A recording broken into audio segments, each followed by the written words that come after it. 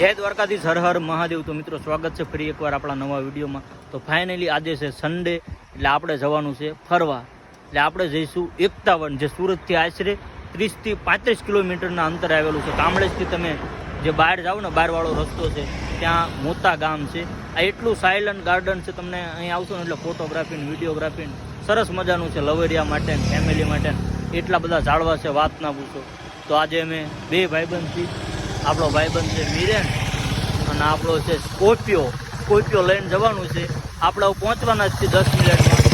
તો આ રોડ છે, સકડો જાય, સીધા જવાનું છે। બારડોલીથી આશરે છે ને 10 કિલોમીટર જ છે। જો વાતાવરણ જોઈ લો દક્ષિણ ગુજરાતનું। આપણો સ્કોર્પિયો છે, મિરનભાઈ ગાડી ચલાવશે। ચાલ ભાઈ મિરન, ગાડી સ્ટાર્ટ કર।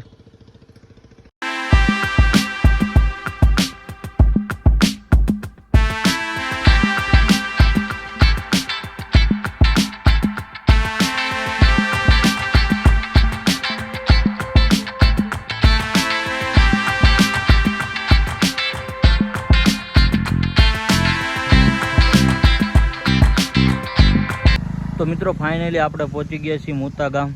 તમે જોઈ શકો છો, આ છે મોતા ગામ અને આ જાય રોડ સીધો બારડોલી। અને હવે આપણે પહોંચી ગયા 51। જો 51 આવો એટલે સીધું જ આવું બધું આવે।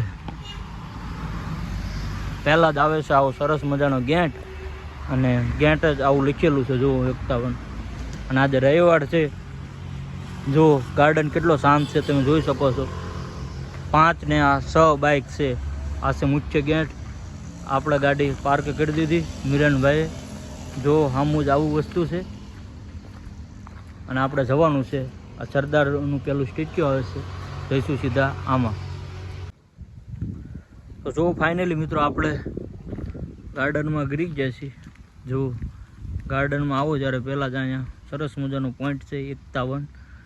અહીં તમે ફોટોગ્રાફી કરી શકો છો। બધા ઝાડવા છે, અને પહેલું જ આવે છે સરદાર વલ્લભભાઈ પટેલનું સ્ટેચ્યુ। પછી આ બાજુ જવાય, આ બાજુ જવાય, બધી બાજુ જવાય, પણ અમે સૌપ્રથમ આ બાજુ જઈશું। આ હોનાનું બનાવેલું છે મિત્રો, પણ અત્યારે કલર થોડોક ઉતરી ગયો છે। તો મિત્રો હવે આપણે જઈશું, આખું ગાર્ડન ફેરશું। તમે જુઓ, આખું ગાર્ડન છે સરસ મજાનું, બધી બાજુ ફૂલ છે, જ્યાં ત્યાં ઝાડવા છે। રીલ બનાવવા માટે તો બેસ્ટ જગ્યા છે। તમે જુઓ, બગલા આપેલા છે ને, આવો પતલો રોડ છે ને, નકરા ફૂલ ને આવા ઝાડવા। ચાલો તો આપણે આ રોડે જવી પહેલાં।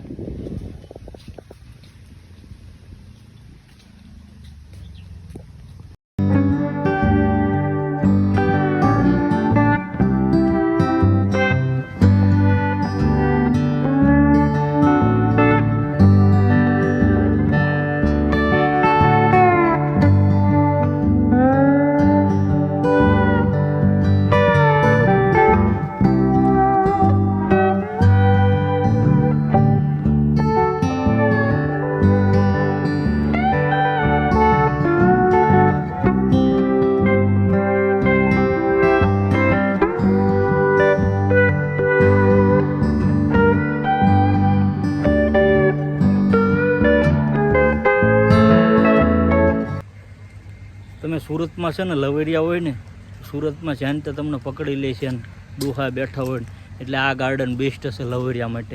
હું તમને હાવ પાક્કું એડ્રેસ આપ્યું હતું। કામળેજથી તમે સીધા આવો ને એ લોકેશનમાં મારીશો ને મોતા ગામમાં આ ગાર્ડન આવેલું છે। અને એટલી શાંતિને વાત ના પૂછો, અહીં કોઈ નથી આવતું। એટલે નવા લવેરિયા હોય ને તો ખાસ કરીને આ ગાર્ડનમાં આવજો, મજા આવે। જો અહીંયા સરસ મજાનું નાનકડું એવું તળાવ છે।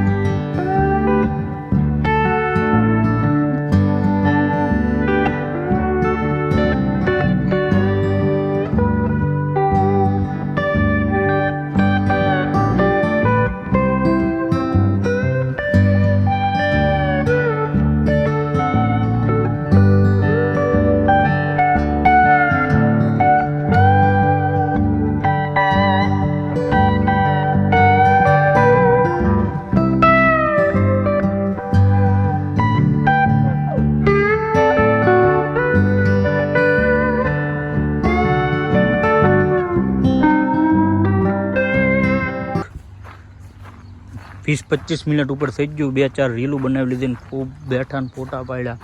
હવે આપણે આ ગાર્ડનની બહાર નીકળીશું. જો કેટલું ઘનઘોર છે, જંગલ જેવું જ છે ને, તમને લાગે ને એકદમ. તો બસ આ જ ગાર્ડન છે. તમને મજા આવી હોય તો કહેજો. હજી થોડુંક છે, થોડુંક ચાલી દેવી, હજી એકાદી રીલ ઉતારી દેવી, પછી આપણે બહાર નીકળીશું. જો અહીં બધે બેસવાનું બનાવેલું છે જાણતા, અને આ રસ્તો સીધો બહાર જ જાય છે.